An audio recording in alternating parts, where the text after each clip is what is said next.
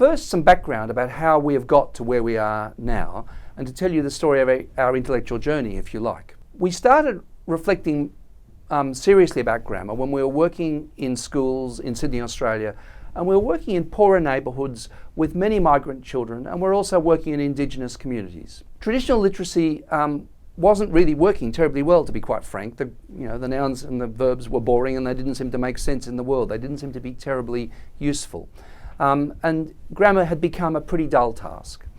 And the rules of correct writing didn't make sense if you operated in a world where writing either didn't happen or happened differently from the normal ways in which it happens in literature and official languages. We taught the kids rules like this in old-fashioned grammars, like always have a verb in a sentence and never split an infinitive. And of course, these rules are begging to be broken. But we also argued that it's handy to be able to generalise about the patterns of meaning.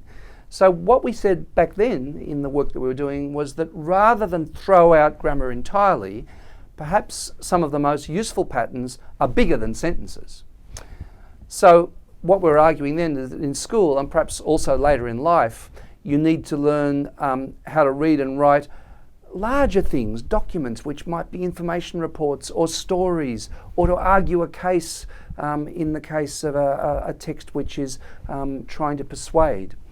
So these are different kinds of text for different kinds of purposes. So we thought it would be useful with learners, when working with learners, to describe the grammar of whole texts and the purposes that these different whole texts have, what they do in life. So we and our colleagues in Sydney at that time, we used the word genre to describe this theory of literacy. But then we started to reflect on the fact that texts were more varied and more complex than a handful of genres. And there was more to contemporary communication than text, particularly in the emerging digital media where text, image, sound, speech and embodied movement were so profoundly overlaid. And the gap in learner performance was not shrinking despite our best efforts to date.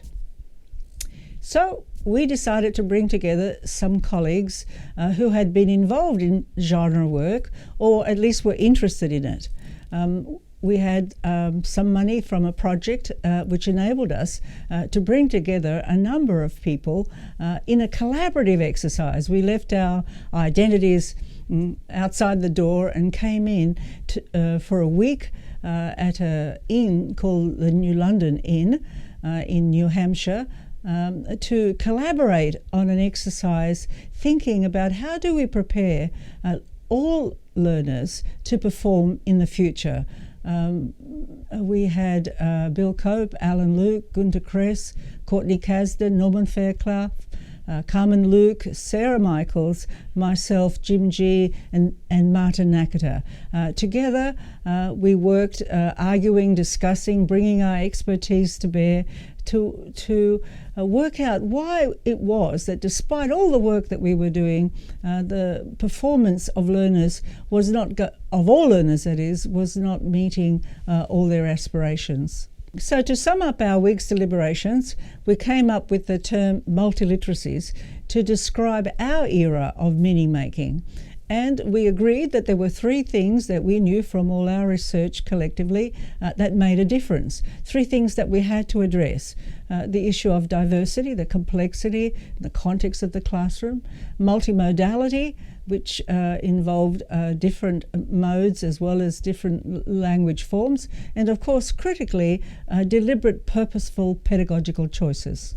The term multiliteracies highlighted two aspects of contemporary meaning making: the resources which we use to make meaning and the meanings themselves. Things have changed radically in both these areas, and this is why we need to develop a new now and more expansive idea of grammar. In today's digital media, we find that different forms of media are profoundly overlaid, and this is the phenomenon we call multimodality. The old sentence-bound grammar does not tell us enough about how today's communication environments work.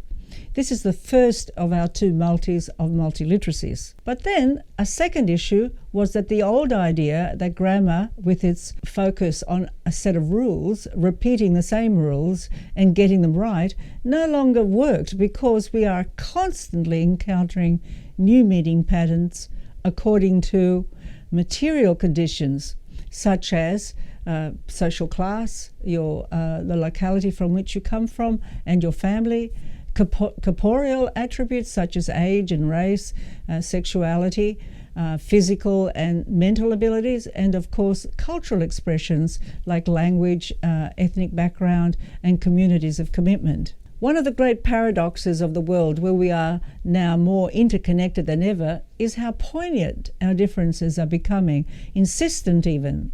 We are constantly encountering new and different situations where we need to be able to make sense of meaning and to communicate. Rather than learn just one set of rules, now we need to be able to make sense of the differences in the patterns of meaning making according to the situation, the context, and the purpose of the participants in meaning making. We wrote all this up as a case in an article published in the Harvard Educational Review in 1996, and then we expanded it in a book and then updated it in an issue of a journal called Pedagogies in 2009. This book, Literacies, is the most recent version of our multiliteracies argument. It is also now available in Greek and Spanish and Portuguese and Chinese editions because the issues we discuss are ones which matter all over the world. But for us, this has been an evolving agenda, understanding our changing world of meaning making and preparing learners to meet their aspirations and to succeed in the larger world. Our most recent attempt to tackle the question of patterns of meaning, we are now calling a transpositional grammar.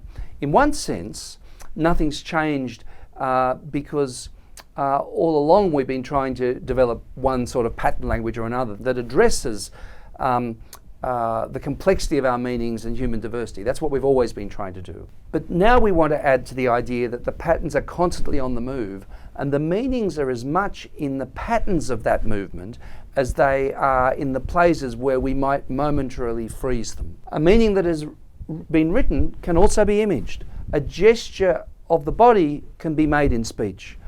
A space can be drawn. The meaning is in what is the same and what is different about each of these things when we move from one form of meaning to another, and why we need to make these moves, why we need to shift between one form and another, why we find it helpful to do that. In the spirit of multimodality, we've made our case in the videos that you're now watching, and also two books. The first one of which is titled Making Sense, where we look at the kind of macro functions of meaning that we call reference, agency, and structure in a grammar of multimodal meaning, and the second volume, Adding Sense, which looks at context and interest. These are things that surround a meaning, context and interest that is, but are essential to making sense of it. For practical purposes, these books we've produced just in text. We've also got a website called meaningpatterns.net, where we put hundreds of images and videos and other media objects, things that we analyse in the book. There were just too many to put even into two books. And we've written the book in such a way that, though it can be read without referring to the supporting media, we describe things richly as we can that are happening in the supporting media, so you can read it straight through, rather like the way you can read a novel and make complete sense of it without having to watch the movie. So you can get these ideas that we're working on in several different ways. You know, the book, the website with all the images, the video, but also hopefully you will use one way of which we've presented the material to supplement the other. And that's practically speaking what we mean by multimodality.